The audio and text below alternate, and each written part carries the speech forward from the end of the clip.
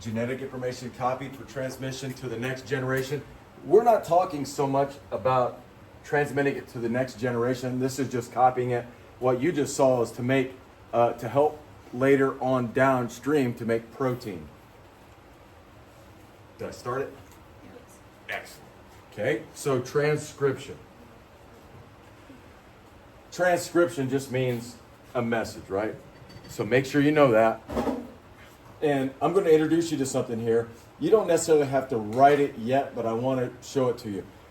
I can follow the flow of genetic information from DNA to protein. We call that the central dogma of biology. You may have never heard of central dogma, but some of you may have heard of the word dogma before. Dogma just means the truth. That's all that means. And so if you look at it, and this will be online so you can go back and look at it. I mean, I can sit here and read it to you, but I can also show it to you. Okay, so if you look, here's DNA, and you'll see this blue, or this general flow of information. That's called the central dogma. So it's showing you the information in DNA, and then that information is going to be transcribed over here to RNA, and then it's going to be translated into proteins. And we talked proteins like in the first semester, so we should be kind of okay with it. Now, replication, yeah, DNA to DNA, that's part of it. Transcription, translation. So those three. So here's what I would like you to write, just so you know it. Okay? The flow of information always, always, always goes in this direction. Now, I wish I'd have known this when I first started teaching. I'm sure I did, but I didn't know how important it was. I can base most of biology from that. Matter of fact, all of it. And they call it the central dogma for a reason, right? So your DNA stores information, and then it's converted over to RNA. RNA, there's three different types that are kind of helpers. Ribosomes, the information goes there. You can kind of think of them as a chef that's whipping up recipes or proteins, and that's where the proteins are made. And then the protein is actually the functional form of this. Is actually the functional form of this. So if Hunter and Hunter lift weights, they want to look like Arnold Schwarzenegger. So they're going to start lifting massive heavy weights. They're going to rip and tear muscle, and it's got to repair. And when it does, they get bigger and bigger. It's got to know where to go on that DNA strand to find that gene. Remember, that gene is just a little packet of information, a little tiny section of that DNA that holds the instructions to help find or help make the protein that's going to repair the muscle so they could keep getting bigger and bigger and bigger. Okay, and so it's got to go there to find it, and then it follows this flow of information in order to create that functional form of DNA. Now remember, DNA, you don't want to mess with it. You want to keep as much of it undisturbed as possible. And so when you we watch that video where it's opening up the DNA, it's not opening it up like way ahead and way behind it. It's just here and then closing. You watch how fast it was going. It was pretty quick. Probably thousands of bases per second. It is amazing how it goes. Now, any questions for me so far? Okay, so let's look at this process. So you guys are pretty good with replication, right? This is transcription. So remember, a transcript is a message. A transcript is a message. And all it is the process of turning DNA into RNA. But now I want you to know, we're turning it into an RNA called messenger RNA. So in the video, you saw that yellow string hanging off of that DNA. That's what it was making. That's that messenger RNA. And that's going to be, well, when we get to it, I'll tell you. Okay? So transcription, process of turning DNA into mRNA. Now circle mRNA for me, because that is going to be pretty key. Now, so this is messenger RNA. This is a real simple drawing of it. Really short. There are none that short.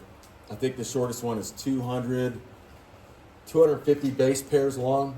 The other one, the longest one, I think is 25,000 or something like that. But it's messenger RNA. It's going to look just like that, except it's going to be all squiggly. And what that is, remember, that is just a copy of the section of DNA. I want you to think of this as a recipe card. Instead of cake, though, or pie, since it's Pie Day, it would be a recipe card on how to make protein, right? That functional form of DNA. Now, this is recyclable. Recyclable, pardon the spelling. In other words, after it's finished, it's probably going to be broken down by another type of RNA that's made just to break it down. Okay. Now I'm going to introduce you to a word. Some of you know the word. If you had me in class, you know. I don't know about any of the rest of you. You see the word codon? You're going to find a codon right there. I would put a square around it. And it's 1, 2, every 3 nucleotide bases on mRNA is called its codons. Here's another one. Here's a codon. Here's a codon. And if we would have found a picture that did that a little better, you would have had another codon. But it's just a codon is a group of 3 nucleotide bases found in mRNA. And if I were you, I'd write that. A group of 3 nucleotide bases in mRNA. Now, life is a code. This is part of a code. So in order to get your information from DNA and change it over to that functional protein, it's got to change languages a couple times. And so it is actually a written code. A very simple code, but it's a written code. So that's where you get this word codon. And so anybody who tells you life is not a code, they don't know what you know. Okay, that it is. And we're going to get into this a little more. Okay. Now, the second type of RNA that you need to know about, and there's probably 12, but you only need to know the 3, ribosome, right? You find it in the cytoplasm of every cell. They're the little dots that when we studied cell organelles, and I showed you a picture of the rough endoplasmic reticulum, it's studded with little black dots called ribosomes. And it looks kind of like a hamburger. It has a large subunit, small subunit, and it can open up. And then when it opens up, this is the area where the messenger RNA comes in. Remember, think of this as the chef. It's going to be putting everything together to make the protein. But if you really want to know, instead of ribosomal RNA or rRNA, it simply is just a ribosome. It's just a ribosome. And they're constantly making protein as we're sitting here. Okay, now the last one. We're not going to get to this one until later next week, but I want to get it out there. Transfer RNA, tRNA. Remember now, lowercase t, RNA, and it looks like, to me, it looks like a T. Even though that T stands for transfer, that's another way to kind of remember what it looks like. And it carries an amino acid, and I'm just going to put AA. So at the top, you see that little blue dot, that's an amino acid. And right, if you put one amino acid together and another one, now you're getting what's called a peptide, a protein. If it gets longer and longer and longer, it's going to become a polypeptide. It's made of many amino acids. And then, how does it know which one it needs? It's got to look at this section right here. Remember, we said these were what? Do you remember? What were those? Codons, right? Well, these here are called anticodons. So this would be your anticodon. And this is that switching from one language of DNA to RNA to protein. It's switching languages on us. But again, very simple. And an anticodon is the opposite of a codon. Let's say this. I'm just going to give you an example. So let's go A, T, C. Let's say that's a codon. A, T, C. Now you got to always keep in mind that in RNA there's no more T. Remember that? There's no T. It's always a uracil. But if I say, hey, I want you to make an anticodon, what goes with A, no matter what? I'm asking you kind of a tricky question. What goes with A in RNA? Not a T.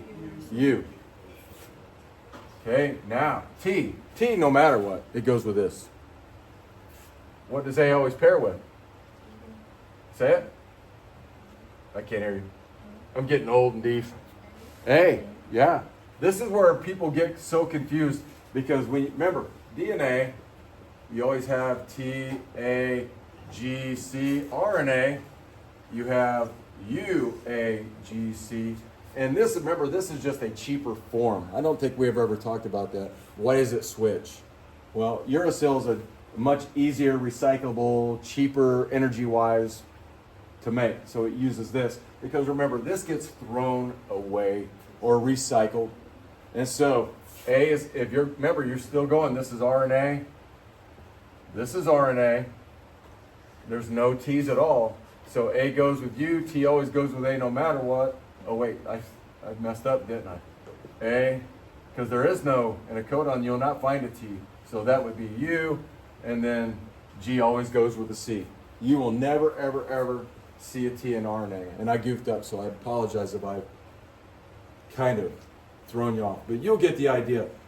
Think about it, when you cut out your nucleotides for RNA, you didn't notice any T's, did you? There's no thymines in there. Wait, so what is an anticodon? An anticodon, this would be found on tRNA. And all it does is the opposite of a codon. And when we practice, you'll see it'll click. I'm just trying to introduce you to it now. Probably a good thing for this to remember, no T. I don't care how you write it, no T. No T in RNA, it's a U. No T, it's a U. Okay. Now, you can just look, you don't have to write. Check it out. Here's the section it starts with, right? What it's got to do is it's got to break it open. There's got to be something, a site called a promoter. That's just like you paint a starting line so you can race cars. Okay, that's the starting line. But you're also going to have something like right in here opening up the DNA so it doesn't get all tangled up. And this is going to be something, and keep this in mind, this is going to be RNA polymerase. Remember, it's an enzyme. There's that ASE. So your scissors, when you do what you were supposed to do today, by cutting your DNA strands, they're going to be your RNA polymerase. And all they do is just open it up. They break those little hydrogen bonds there between the T's and the A's so it can open it up.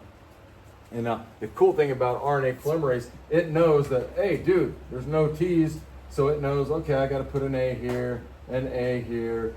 Oh, there's an A, but we don't have a T, so we got to put a U. And so that's what it does. It's kind of like the workhorse. It does all of that.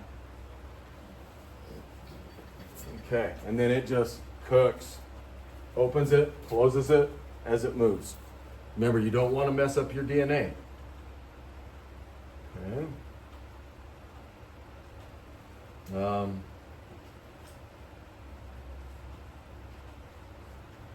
Yeah, we better do this. Okay, so copy this. So here we have a strand of DNA. So let's say this is the instructions, a functional, not yet functional, but this is the instructions for a protein. And we want to change it over to mRNA. So when you come back Monday, this is what you're going to do with your DNA. You're going to look at the bases. You're going to cut them with your scissors. And then you've got to start placing your mRNA bases. And so keep the rule, in RNA, no T. So T goes with, nope, T always goes with this one. A. Okay, T goes with A. Uh-oh, we have an A. What does it go with in RNA? U. Uracil, that's called uracil. And then these are easy because they never really, they're always changing. G goes with C. What goes with G? C. Help me out here. What do I do? A. G. U. G. G. G. All the way through. Now what you've done was you've made a messenger RNA. That's the recipe card. You've just changed languages from DNA to RNA. Really simple. Now remember, the groups of three. There's the codons. And there's the last codon right there. And your body's going to use that. Again, if you didn't get what a codon is, you may want to get it. 64 total. Yeah, wow, I forgot I put that in there. That's pretty cool. 64 different codons. Think about all of the options you have with 64 different codons. It's pretty cool. It's amazing. Okay? So you got the codons. 64 total.